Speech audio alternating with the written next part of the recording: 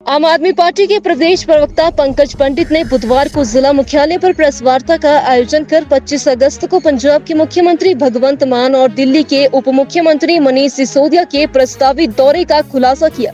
इस मौके पर उन्होंने कहा कि पार्टी के दोनों बड़े नेता प्रदेश की जनता को दूसरी गारंटी देने के लिए पहुँच रहे हैं।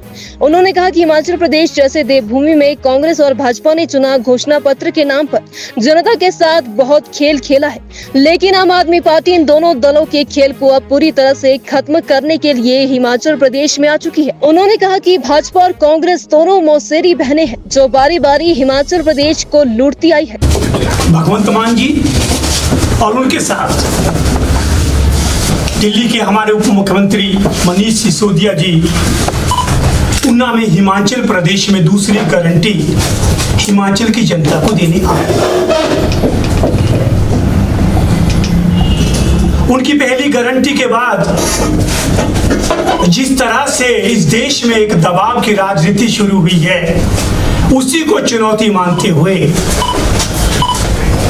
वो कल भाजपा के राष्ट्रीय अध्यक्ष जगत प्रकाश नड्डा जी और केंद्रीय मंत्री अनुराग ठाकुर जी के गृह क्षेत्र ऊना में आ रहे हैं और कल हिमाचल प्रदेश की जनता को एक दूसरी गारंटी देकर के हिमाचल प्रदेश के विकास में एक नए युग की शुरुआत करेंगे। इन दिनों आपके यहाँ के जो सांसद हैं, हमारे माननीय केंद्रीय मंत्री अनुराग ठाकुर जी बहुत बड़े नेता हैं केंद्र में।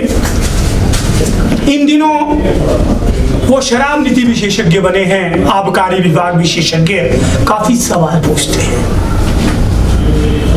तो निश्चित तौर पे हिमाचल प्रदेश की सरकार 5 साल पूरे करने जा रही है, तो कुछ सवालों के जवाब तो जनता को उन्हें भी देने चाहिए।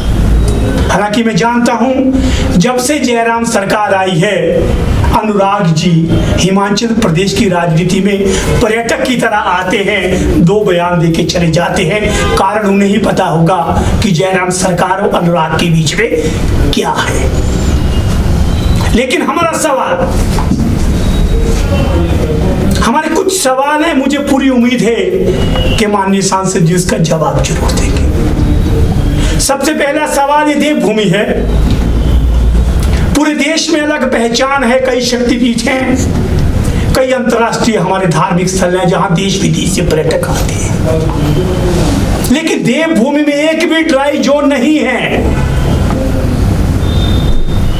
क्या मजबूरी है सरकार की कि आप देवभूमि शक्तिपीठों में सरकारी ठेके खोल के शराब बेचते हो, श्रद्धालुओं की आस्था से खिलवाड़ करते हो?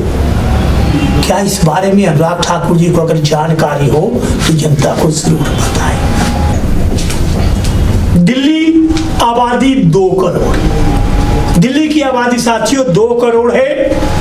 शराब की दुकानें 468 दुकानें चलाई जा रही है।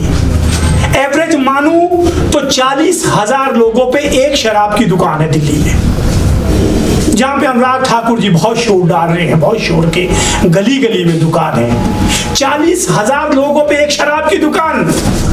अनुराग जी अपने घर में आइए, देवभूमि में आइए, नजारा देखिए। 70 लाख की आबादी, 2000 से अधिक दुकानें। इतने स्वास्थ्य केंद्र नहीं है आपके पास जितने शराब के ठेके हैं। आबादी के हिसाब से बांट दूं अगर मैं, 3500 लोगों पे एक शराब की दुकान। वहां पे कहां हम बात कर रहे हैं? दिल्ली में हम क्या बात कर रहे हैं? दिल्ली में बात करें 40,000 लोगों पे एक दुकान। अगर वो भी बड़ी सरकार है तो जयराम सरकार को आप किस उपमा से पुकारते होंगे, ये भी जनता के सामने आप खुलासा कीजिए। बहुत जोर शोर से आप बात करते थे कि ऊना को हम वर्ल्ड क्लास की हेल्थ सर्विसेज देंगे। एक पीजीआई सैटेलाइट सेंटर ऊना में बन रहा था, आप भी आए, फोटो खिंचवाए। आपके स्वास्थ्य मंत्री ने भी कई बार वोट बटोरे, मुख्यमंत्री जी ने भी अपनी उपलब्धियों में शुमार किया, लेकिन जनता को चार दीवारी के अलावा कुछ नहीं मिला। कहां है वो पीजीआई का सैटेलाइट सेंटर जिसका लिंक ही नहीं जुड़ पाया जनता से?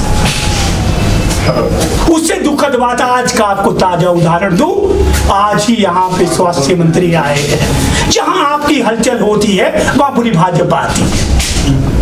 अभी देखना अनुराग जी भी आएंगे 2-4 दिन बाद, जैसे ही हमारा कार्यक्रम होगा मुख्यमंत्री जी भी आएंगे, वो हो सकता है नड्डा जी या मोदी जी का भी कार्यक्रम उन्ना का बन जाए, क्योंकि किसी को किसी भी नेता के दर्शन करने हो आम आदमी पार्टी का कार्यक्रम वहां करवा।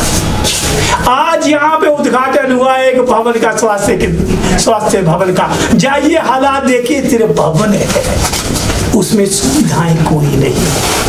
ये खौफ है आम आदमी पार्टी का कि हम मजबूर हैं दिखाने के लिए, आप लोग उद्घाटन कर रहे हैं, अंदर खाली।